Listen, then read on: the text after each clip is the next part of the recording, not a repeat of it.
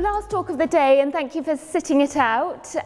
Delighted to be able to present today. I'm going to talk about cancer and what we can do about it through our diet and lifestyle. So I'm going to cover the following points: how diet and lifestyle contributes to cancer development, how we might be able to reduce our risk of cancer, how to improve survival after a cancer diagnosis, and what are the general recommendations for cancer prevention. So just as a means of background, cancer is the top cause of premature death in the UK. That's death before the age of 75 years, and it contributes 42% of these deaths. And 1 in 2 people born after 1960 will develop cancer during their lifetime. And 50% of these cancers are made up of lung, breast, prostate and colon cancer. So I'll use these as examples as we go through. And at best, or at most, our genes that we inherit from our parents contribute 10% or less to all these cancers. But we know that 40% or more are preventable, and this figure is stated over and over by Cancer Research UK and other international organisations. So what are these preventable factors? Well, we all know about tobacco smoking, and that sadly is still the leading cause of cancer in the UK. But second to that is a diet that's unhealthy, low in whole plant foods, fruits and vegetables. Then there's being overweight, excessive alcohol consumption, excessive exposure to the sun, and physical inactivity. So how does this lead to cancer development? Well, there's 3 phases of cancer development: initiation, promotion, and progression. So the first bit, initiation, is happening all the time. Cells in our body are constantly being damaged by exposure to toxins, chemicals, viruses. But our body has a very good way of repairing cells, and if they can't repair them, the cells are discarded and destroyed. But some of these cells will inevitably survive, and whether they survive or not depends on how we look after our body. And the next phase is called promotion. So either these damaged cells will stay small and microscopic and won't expand, or we might feed them or expose them to elements in our lifestyle that leads to the expansion of these abnormal cells, which then become evident as a mass or a tumour or a lump or an abnormality in the blood. And the final stage is progression, where it spreads all over the body, and it's often very difficult to do anything about it at this stage. So what do we know about the impact of diet and lifestyle on cancer development? Well, this study was published very recently. It looked at 2 large cohorts of individuals in the US, the Nurses' Health Study and the Health Professionals Follow-Up Study. So over 170,000 men and women followed for decades, and they looked at 5 lifestyle factors: whether people had smoked, whether they were healthy weight, eating a healthy diet, whether they were undertaking physical activity, and whether alcohol was being drunk responsibly. And when we talk about healthy diet, what they looked at was their intake of fruits, vegetables, whole grains, unsaturated fats from plant sources, and omega-3 fatty acids, which we've heard today can either be from fish but can come from plants as well. And unhealthy was classed as red meat, processed meat, sugar-sweetened beverages, trans fat, and salt. And what they were able to show was, with each extra healthy lifestyle factor, at the age of 50, if you had all of these healthy lifestyle factors, men lived 12 years longer and women lived 14 years longer. But what about cancer? Well, if you had the best quality diet full of all those components that I talked about, you could reduce your risk of cancer death, so risk of dying of cancer, by 30%. But if you had all 5 of these healthy lifestyle factors, you could reduce the risk of dying from cancer by 65%. So what does the World Cancer Research Fund recommend for cancer prevention? Well, there are 9 factors. And this wasn't written by a vegan or somebody on a plant-based diet. But the factors they've come up with include a diet that's rich in whole grains, vegetables, fruits and beans. That's what we've been talking about all day, a diet composed of whole plant foods. But in addition, it's essential to be a healthy weight, be physically active, limit the consumption of processed food and sugary sweetened beverages, Limit, I would say avoid red and processed meat. Limit alcohol consumption, because sadly there is no safe limit for alcohol consumption when it comes to cancer prevention. Do not use supplements, and I'll come back to this because this always leads to confusion. If you're a mother, then breastfeed if you can, because there's benefits for you and the baby. And after a diagnosis of cancer, there's probably enough evidence to recommend all these 9 factors to improve your chances of remission and to improve survival. So I've used some cartoons that Doug Brister from our group created, and you can find his fact sheet outside on the table. So I'll just go through each of these 9 points and just describe why we've come to this evidence. So the first point I mentioned was eat a whole food plant-based diet. That's a diet composed of fruits, vegetables, whole grains and beans. And so we've said on our fact sheet that following a predominantly plant-based diet reduces your risk of cancer by at least 18%.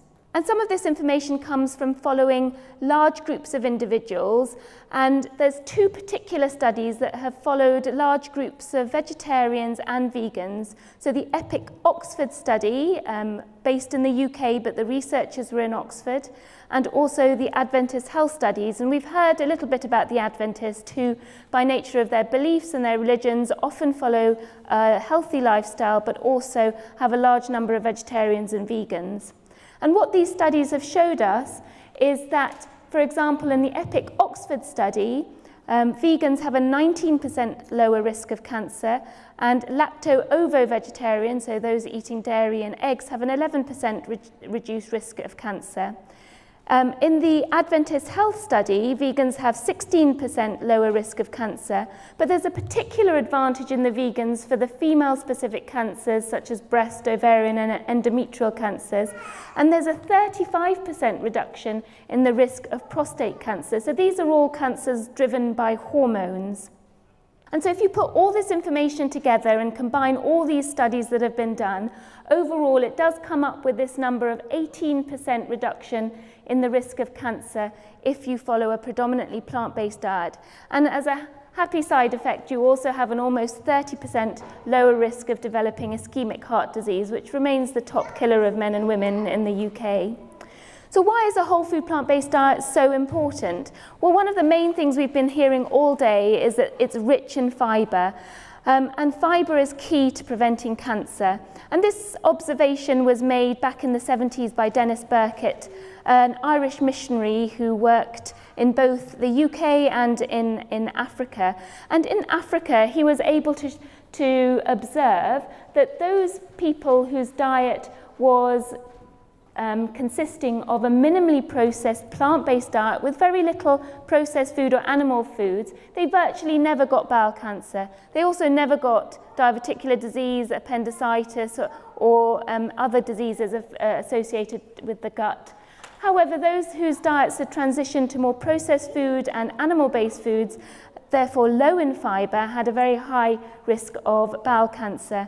And studies since then show that we should be trying to aim for an intake of fibre of 40 grams per day, which could halve the rate of cancer of the bowel in the UK. And really, when we look at the diet surveys in the UK, we're barely even reaching 15 grams of fibre a day.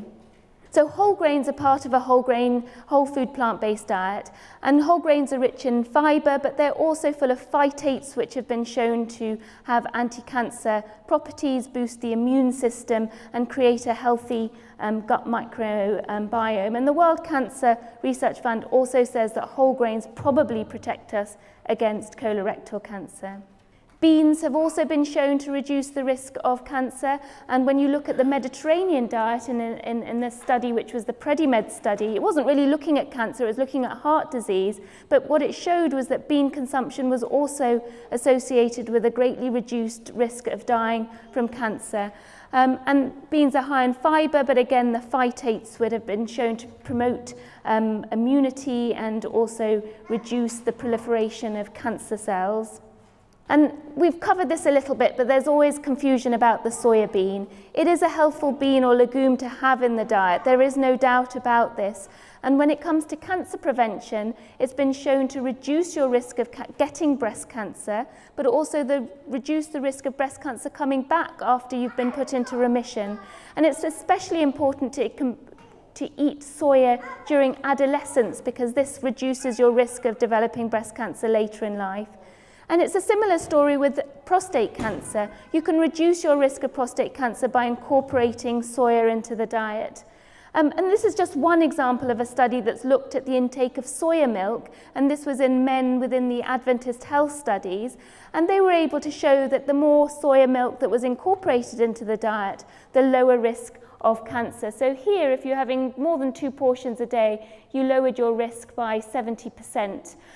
Difficult to know whether that's because you're substituting out the dairy, but certainly there is good evidence that soya in the diet is healthful and can reduce your risk of cancer.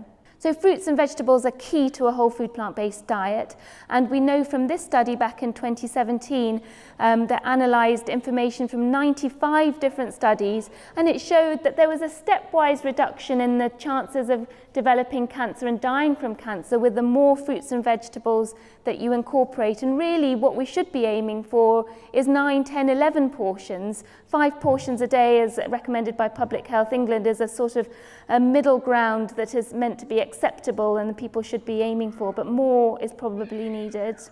And the particular fruits and vegetables that are full of anti-cancer properties are the red ones, like tomatoes and red peppers that have got lycopene in the red colouring, the cruciferous vegetables with their isothiocyanates that particularly have anti-cancer properties. Berries are probably the most healthful fruit that you can eat with their high levels of antioxidants. And the allium family, so onions, leeks, garlic, that are high in organosulfur compounds. And the other healthful plant-based foods that have been associated with reduced rates of cancer and improved outcomes when you have cancer are the spice turmeric, and it's thought to be the curcumin that's the active agent, but actually even curcumin-free turmeric has anti-cancer properties. So there's probably a whole number of phytonutrients and antioxidants within turmeric that we don't really know about or understand, but is useful to incorporate in the diet. Flax seeds are good for blood pressure and good for the gut microbiome and omega-3, but actually they're a source of lignans, which is a precursor compound of phytoestrogen, which again has anti-cancer properties. And this has been looked at in breast cancer and prostate cancer, and you can reduce the growth of these cancers if you eat plenty of flax seeds. And then nuts again have got anti-cancer properties. Nuts in general are associated with lower risk of chance of dying, of heart disease, but also reduced risk of developing cancer. And we're talking about a handful of nuts a day, maybe 30 grams of whole nuts unsalted every day. So a common question comes up when we're talking about eating plant foods: does it matter if we eat organic or not? And we probably, well, I think from the information that we have, we can say that it is probably best, but we shouldn't avoid fruits and vegetables because we're worrying about pesticides and herbicides, because it's still better to eat plenty of non-organic than to worry about it and not eat enough fruits and vegetables. But the information does suggest that if you concentrate on eating organic foods, you can reduce the risk of cancer. And this study followed nearly 70,000 people in France for about 5 years, and those eating the more organic foods overall had a 25% reduction in getting cancer. And the particular cancers that are benefited are breast cancer and also lymphoma. So lymphoma is something I deal with on a day-to-day basis, which is cancer of the lymphatic system. And it makes sense because the WHO has classified various herbicides and pesticides like glyphosate, diazinon and malathion as probable carcinogens. They're a group 2 carcinogen. And when you look at the cancers that they have said that it might contribute to, it's the lymphomas, and that's what we see in the clinical studies as well. So if you do want to make an effort to eat some organic produce, it might be worth looking at the the Environmental Working Group's list of Dirty Dozen, which is the top fruits and vegetables that have the most pesticides, and the Clean 15, those with the fewest pesticides, and this is updated every year, so you can try and make some healthful choices based on these lists. The World Cancer Research Fund says limit red and processed meat. We would say avoid, because there's no need for these foods in our diet at all. And we've known for a long time that meat in our diet is increasing the rates of cancer. So this was noted by physicians back in 1892 and then later in 1907. The more meat we eat, the higher the risk of cancer. And altogether, this evidence led to the World Health Organization classifying processed and red meats as carcinogens. So processed meats like ham and bacon and salami are known to cause cancer. Red meats probably cause cancer. And we heard in the earlier talk that processed meat causes around 5,500 cases of bowel cancer in the UK every year. That's 13% of all bowel cancers. And if you add red meat to that as well, that brings it up to 20%. So it's a significant risk. But not only bowel cancer, it increases the risk of breast cancer, lung cancer, pancreatic cancer, also nasopharyngeal cancers. And the reason being is that there's toxic substances in this. Predominantly people talk about the nitrites and the nitrates that are added to these processed meats to prevent botulism. And these are converted into the gut to N-nitroso compounds such as nitrosamines, which then damage the DNA and cause the cancers to develop. A similar story with heme iron in that it causes the production of N-nitroso compounds in the gut, which then can lead to damage to the DNA and progression to cancer. When you cook red meat, processed meat, but also poultry, you generate cancer-causing chemicals such as heterocyclic amines and polycyclic aromatic hydrocarbons. So that's another reason why it might be contributing to cancer development. And of course, the more meat you're eating, the less you're eating of the healthful foods, and meats are devoid of fiber, antioxidants, and the phytochemicals that we know prevent cancer. So when you look at the differences between the nutrients in fruits and vegetables and whole grains and legumes compared with meat and poultry, you can see that you're getting all the healthy nutrients, fiber, phytochemicals, antioxidants, prebiotics for the gut bacteria, plant steroids that keep your lipids low in the blood, all from the plant foods, and you're getting virtually none of these from animal products. Another reason why animal foods, particularly the animal protein, is contributing to cancer is because animal protein elevates the level of the growth hormone, insulin-like growth factor. And we know that this is important in contributing to cancer because of the study of this rare group of individuals with a form of dwarfism. It's called Laron syndrome, which has a mutation in the growth hormone receptor such that they have really low levels of insulin-like growth factor, and they virtually never get cancer despite being overweight. They never get cancer. They also never get diabetes. So this hormone is important. And in a regular group of Americans, when they were followed for about 18 years, those that ate the most protein had the highest level of insulin-like growth factor. And if you ate a diet of more than 20% protein from animal products, you had a 4 times increased risk of dying from cancer, and that was associated with this high level of insulin-like growth factor. And we know our diet choices can impact very quickly on our level of insulin-like growth factor. So here you can see the typical Western diet. Here is a low-calorie diet. But a vegan diet or a plant-based diet, you're likely to have the lowest levels of insulin-like growth factor in your blood. And you can change this within a matter of weeks. People have done these studies where people have been put on a whole food plant-based diet, and after 11, 12, 13 days on the diet, their insulin-like growth factor has fallen. So the gut microbiome, which we've been hearing about being important for gut health and mental health and heart health, is also important for cancer development. So if we feed our gut bacteria with fiber, the bacteria produce short-chain fatty acids, which contributes to our bowel health and our immune system and acts to prevent cancers. If you feed the gut bacteria high-protein diets from animal products, these short-chain fatty acids are not formed, and instead you get the production of secondary bile acids, which lead to damage to the cells in the gut and can promote cancer. But what's exciting is that we're realizing that not only can a healthy gut microbiome prevent cancer, that if you do get cancer, your gut microbiome can affect your risk of getting toxic side effects from the conventional treatments that we give as cancer doctors, but also can affect your chances of going into remission or responding to a particular drug. So a healthy gut bacteria and profile of bacteria can improve your chances of responding to the conventional cancer treatments. And just to cover dairy as a source of animal protein as well, this is particularly linked with an increased risk of prostate cancer in men. And I think the associations are fairly strong now because there have been a number of studies showing that there's about a 20 to 30% increased risk of prostate cancer with the most dairy consumption. And 35 grams of dairy protein a day, which is about 100 grams of cheese, can increase your risk of prostate cancer by about 30%.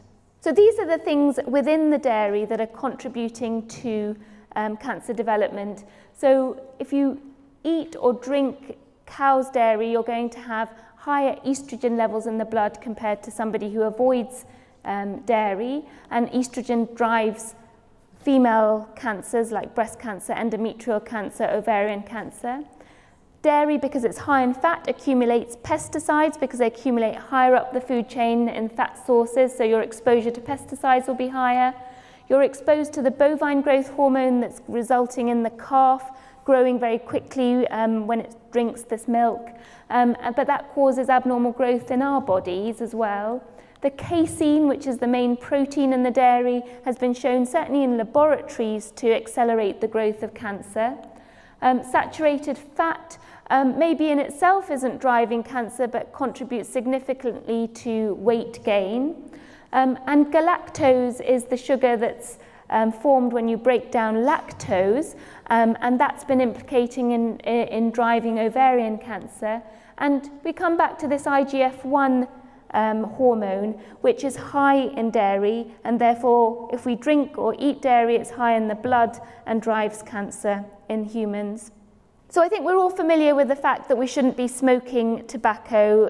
There's no controversy there. I just thought it might be useful to look at the differences in risk between tobacco and meat, because some people are calling, eating meat the new tobacco.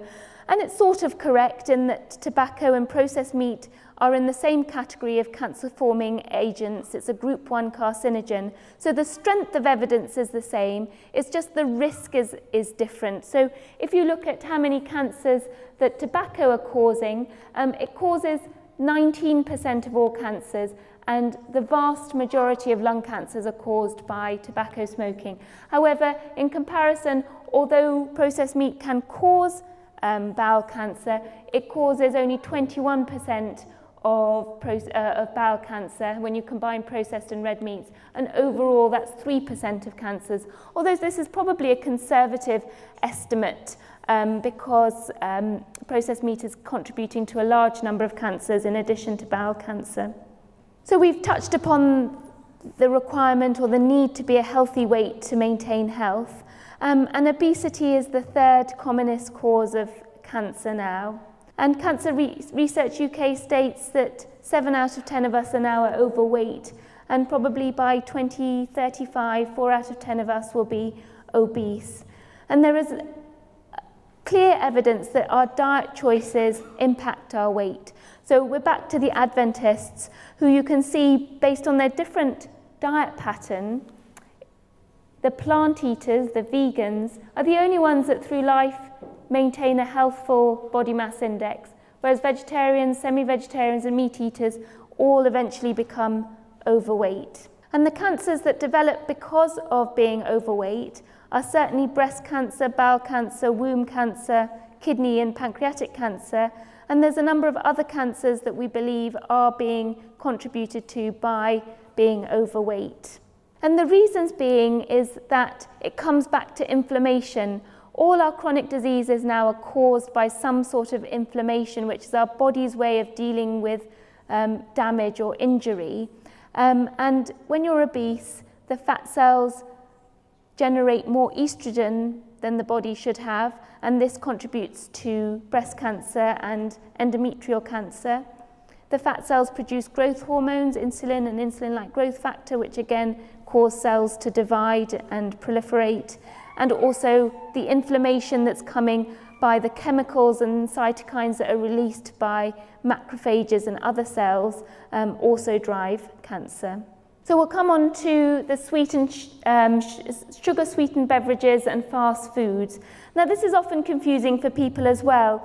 I mean, from the information that we have and my interpretation of it, sugar doesn't actually cause cancer, but what it's doing is replacing healthful foods in our diet. It's contributing through the calorie intake to overweight and obesity, and there's good evidence that sugar consumption is contributing to heart disease and in general is an inflammatory food. But what is more clear is that foods that contain sugar, so highly processed foods that's also combined with fat and other chemicals, and what we're calling ultra-processed foods, these are foods that are far removed from their original source. They're highly refined, they've got additives and preservatives, and they use cooking methods that generate carcinogens such as acrylamide. They are the foods that probably are contributing to cancer. And this large study, again from France, showed that with every 10% increase in the amount of ultra-processed foods you're eating, there's a 10% increased risk of cancer overall. And the problem in the UK is that over 50% of what we're putting in our shopping baskets, regardless of whether we're omnivores or vegans, is classed as ultra-processed. So these foods are crowding out all the whole plant foods that should be contributing to our health and well-being. And the problem with these processed foods is not only the cancer, but that they're generating these other chronic diseases. And then the chronic diseases that are defined by inflammation, such as diabetes and heart disease and kidney, are then leading to cancer. So when you look at, this was a study of more than 400,000 Taiwanese people and followed for about 8 years. Those that got cancer, it was shown that 30% or more of their risk of getting cancer was because of the chronic diseases underlying this, plus all the other unhealthy lifestyle factors. And if you didn't have any of these chronic diseases or lifestyle factors, if you were very healthy without chronic disease, you lived 15 years longer than people who are suffering with these chronic diseases. So alcohol, again a bit of an emotive topic, and we've been led to believe that alcohol is healthy for the heart and therefore have a moderate amount, it's good for us. There's a limited amount of truth in that. It's the polyphenols in the grapes that are causing the benefit to heart health. And maybe if you have an unhealthy diet, having a bit of red wine might make it a bit better. But actually for cancer prevention, there is no safe limit. 1 drink a day of alcohol increases your risk of breast cancer by about 8%. And there are 7 different types of cancer that are directly caused by consumption of alcohol. The alcohol adversely affects your gut microbiome. The alcohol forms acetaldehyde, which is a known carcinogen, and again, alcohol is a group 1 carcinogen, and it generates inflammation in the body. So what are the healthful drinks that we should be taking in instead? Well, the 2 ones to mention that are particularly good for cancer prevention are coffee, which is full of polyphenols and is thought to prevent liver cancer and endometrial cancer, and tea. And green tea is probably the one with the best level of evidence. Those that drink the most green tea also probably have other healthful lifestyle factors, but also have a reduced risk of cancer. And green tea has been shown to be good for gut health, reducing the number of polyps that develop, good for precancerous oral lesions, and also there's some evidence in its use in chronic lymphocytic leukemia, where it seems to reduce the progression of this chronic leukemia. And this is too detailed, but just to show that all these foods and drinks that we're taking in can act in a beneficial way to all the 3 stages of cancer that I mentioned. It can prevent initiation, the promotion, and the progression of cancers. So to cover the issue of supplements, every time I write this on Facebook, don't take supplements to prevent cancer, there's always people who say, but what about this supplement, what about this supplement? Basically, the data show that taking above the nutritional level of a supplement, so taking more than you need of vitamin E or selenium or vitamin C, does nothing to prevent cancer. You need to be getting all your nutrients from a healthful diet. And in fact, studies that have been done with higher levels of supplements of certain vitamins such as vitamin E and selenium actually have shown harm. I did my PhD on selenium, and during that time a large study reported that was trying to prevent prostate cancer in men, and they gave these men selenium and vitamin E, and the final results showed that those taking vitamin E actually had an increased risk of prostate cancer, and those taking selenium supplements actually had an increased risk of diabetes. So you can't take the individual nutrient out and hope that it will prevent cancer. You need to get it from the whole food. But we've also talked about what supplements may be needed if you're eating a completely vegan or plant-based diet. B12 is a must. B12 is probably a must for all individuals over the age of 50 because our absorption reduces regardless of our diet pattern. Iron and folic acid may be required for those who are planning a pregnancy and who are trying to get pregnant, and that's certainly true for folic acid. And vitamin D is recommended for all of us in the winter months by Public Health England, and for infants and young children as well. But you need to get the required amount. Taking more is not going to prevent cancer. So be physically active. This is hugely important, probably just as important as diet when it comes to remaining healthy and preventing cancer. And regular exercise reduces the risk of about 13 cancers, and it comes down to reducing inflammation. It maintains a healthy weight. It reduces the level of the hormones that we've been talking about, insulin-like growth factor and estrogen, but it also reduces insulin resistance. It reduces inflammation by boosting the immune system, and exercise after a diagnosis of cancer can help prevent recurrence. And just briefly to touch about breastfeeding, this has also been shown to be a healthy lifestyle factor for the baby and for mums. So the benefits for mum are that breastfeeding can reduce the risk of cancer and reduce the risk of type 2 diabetes later in life. And when I'm talking about the recommendations for breastfeeding, the recommendations are to exclusively breastfeed for the first 6 months of life, and then to continue breastfeeding up until 2 years ideally. And we're far away from that in the UK, because there are benefits for the child as well. It reduces overweight and obesity later in life, there's better immune system and reduced risk of infection, and reduced risks of asthma and type 2 diabetes. So what is the evidence to suggest that these lifestyle changes can improve your risks of surviving a diagnosis of cancer? Well, there's the classic example from Dr. Dean Ornish. He's the pioneer of lifestyle medicine, and he has used his whole food plant-based diet, low in fat, alongside regular exercise and stress-relieving activities in men with prostate cancer. So 93 people with early-stage prostate cancer were randomized to his lifestyle intervention versus a control group that didn't change their lifestyle.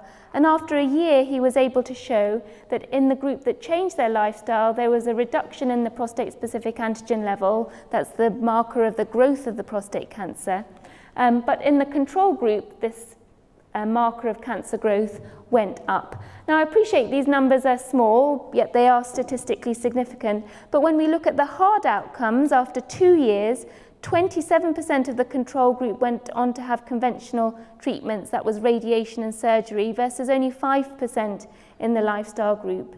And what they did was take the blood of the people on the lifestyle intervention, and before the intervention, they put the blood over the prostate cancer cells in the laboratory, and they were able to show that the blood from the patients were able to inhibit the growth of cancer by about 9%. So there was some inhibition. But after the lifestyle intervention, after a year, the blood from these individuals resulted in a 70% reduction in the growth of the prostate cancer cells in the laboratory.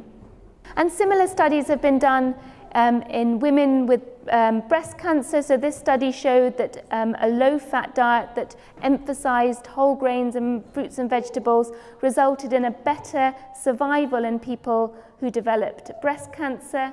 And then very recently, a study has shown that the quality of the diet before and after a diagnosis of colon cancer can improve your chances of staying in remission and also for living longer. And the conclusion of this study was that dietary patterns with high intakes of plant food and low animal food before and after a diagnosis of colorectal cancer are associated with longer survival.